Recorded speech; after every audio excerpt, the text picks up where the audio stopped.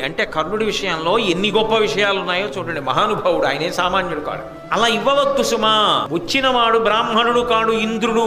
కపటముగా వస్తున్నాడు, నీ కవచ కుండలముల కోసమే వస్తున్నాడు, నీ ప్రాణం తీయడం కోసమే వస్తున్నాడు. అంటే ఆయన ఉద్దేశం ఏమిటి తీసుకోవడంలో? నువ్వు చనిపోవాలని కదా వస్తున్నాడు. కాబట్టి నీ చావు కోరి వస్తున్నవాడు నీకు నీ దగ్గర దానం అడగగలిగిన మిత్రుడు ఎందుకు అవుతాడు? నీ క్షేమమును కోరిన వాడు ఎందుకు అవుతాడు? అందుకే నిర్ద్వందముగా ఇవ్వనని చెప్పేశాయి అని సూర్యుడు చెప్పేశాడు. చెప్పేస్తే కర్ణుడు అన్నాడు సూర్యుడి వంక తిరిగి, నాకు ఒక వ్రతం ఉన్నది, నాకు ఒక ప్రతిజ్ఞ ఉన్నది. నేను ప్రతిరోజు కూడా అనుష్ఠానం చేసుకుని వచ్చి ఇంట్లో సూర్యోపాసన పూర్తి చేసే లోపల ఇంటి ముందుకి ఎంతమంది బ్రాహ్మణులు వచ్చి నిలబడతారో ఆ వచ్చి నిలబడిన వారు ఎవరు ఏది అడిగితే వాళ్ళ మాట కాదనకుండా నా శక్తి కొలది దానం చేస్తాను అని నా నియమం. నాకున్న సహజమైన కవచ కుండలములను ఇవ్వగలిగినది నా శక్వను అని ఎలా అనగలను?